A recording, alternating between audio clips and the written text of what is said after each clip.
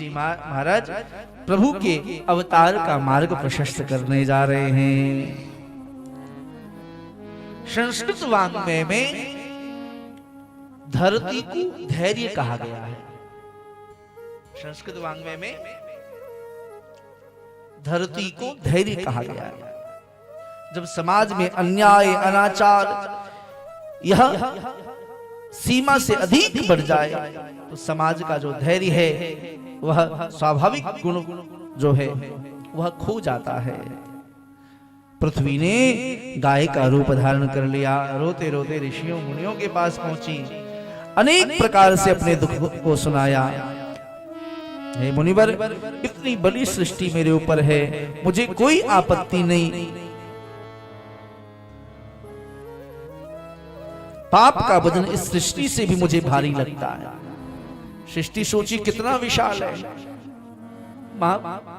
धरती माता पृथ्वी कहती है ऋषियों से, पाप का वजन मैं नहीं सहन कर पा रही, सृष्टि के वजन से ज्यादा वजन है पाप का, आप मेरी रक्षा करें।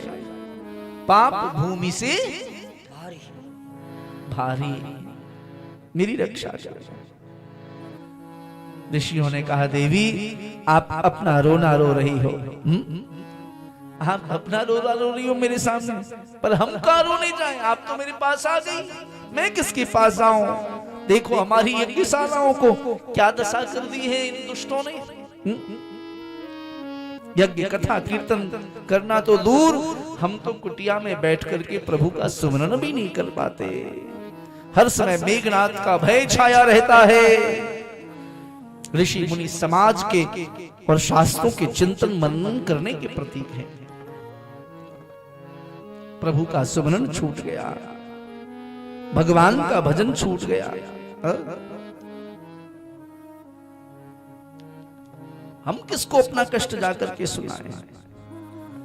विपत्ति क्या है? इस संदर्भ में श्री हनुमान जी महाराज कहते हैं, विपत्ति क्या है? हनुमान जी महाराज कहते हैं, कह हनुमंत विपत्ति प्रभु सोई, कह हनुमंत विपत्ति प्रभु सोई, जब तब सुमिरन भजन न होई, जब तब सुमिरन भजन न होई। कह हनुमंत विपत्ति प्रभु सोई, कहे हनुमंत विपत्ति प्रभु सोई, कहे हनुमंत विपत्ति प्रभु सोई, जब तब सुमिरन भजन न होई, जब तब सुमिरन भजन न होई। अनंत बलवंत श्री हनुमान जी महाराज कहते हैं, जब जीवन से प्रभु का सुमिरन चला जाए, ध्यान से इस वाक्य को सुन लीजिए। श्री हनुमान जी महाराज कहते हैं, जब जीवन से प्रभु का भजन सुमिरन चला जाए तो समझ लेना जीवन में विपत्ति आ गई। हनुमान जी की वाणी, भजन से मन दूर होने लगे तो समझिए कोई बड़ी विपत्ति आने वाली। ईश्वर भजन अगर अपने साथ है तो विपत्ति भी संपत्ति बन जाएगी। ऋषि मुनियों ने कहा, देवी हमारे वश की आपकी रक्षा नहीं है, हाँ आपको देवताओं से चल करके हम सब मिलकर के प्रार्थना करें, क्योंकि वे अमर हैं, हमारी सहायता कर सकते हैं। धरती और ऋषि मुनि देवताओं के पास पहुंचे, देवताओं को अपना दुख सुनाया और रक्षा की प्रार्थना की। देवताओं ने कहा, हम अपना दुखड़ा कहां लेकर के जाएं? अब देवता भी परेशान, ऋषि तो परेशान थे, पृथ्वी परेशान। अब देवताओं के पास जब जाके रोए तो देवताओं ने कहा, तुम सब तो मेरे पास आ गए, मैं कहां जाकर के रोऊं? मेघनाथ की ललकार से हम कंदराओं में छिपे हुए हैं, बाहर भी कभी नहीं निकलते। यह भयानक स्थिति बनी हुई है। देवता समाज सद्गुणों का प्रतीक है।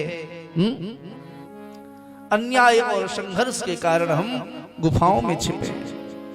देवताओं ने कहा, हम भी कष्ट में हैं, आप सब साथ बोलो, हम सब लोग मिलकर के ब्रह्मा जी के पास चलते हैं।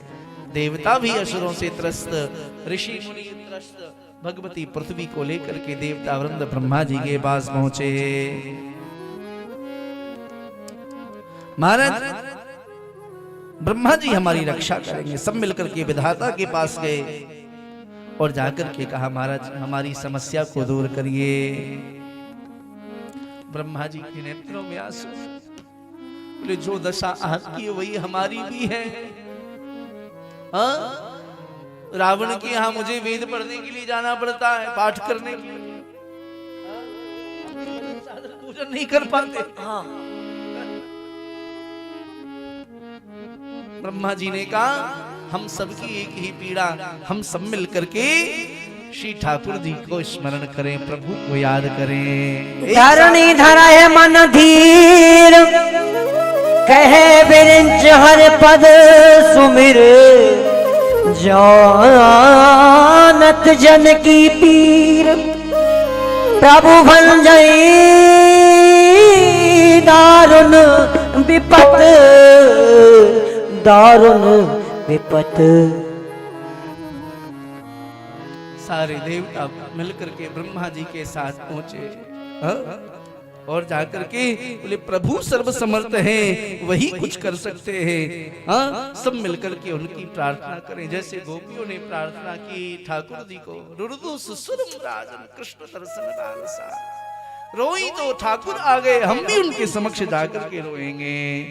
सब मिलकर के भगवान को ढूंढने चले। कोई कहता है परमात्मा क्षीर सागर में होंगे, कोई कहता है वैकुंठ में होंगे, कोई कहता है साकेत में होंगे, कोई कहता है इनको कि गोलोक में होंगे। सब बड़े चिंतातुर, प्रभु को हम कहां ढूंढे। महादेव भगवती पार्वती से कहते, देवी सभी देवता साथ थे और जब प्रभु न मिले तो सब ढूंढते ढूंढते महाराज शंकर जी के पास कैलाश पर पहुंचे। शंकर जी ने कहा, मुझे आपका प्रश्न अटपटा लग रहा है कि प्रभु कहाँ मिलेंगे। यह आपका भ्रम है। भगवान क्षीर सागर अथवा साकेत गोलोक में होंगे, यह बात सत्य है। लेकिन एक बहुत बड़ी बात, भगवान के को ढूंढने के लिए जाने की कहीं आवश्यकता नहीं है। यदि आपका हृदय विदीर्ण हो रहा है तो आप सब एकत्रित होकर के एक स्थान पर बैठ करके श्री ठाकुर जी को बुलाने की चेष्टा करो, भगवान वहीं प्रकट हो जाएंगे। महादेव ने कहा, जहां हो वहीं से बुलाना शुरू करो।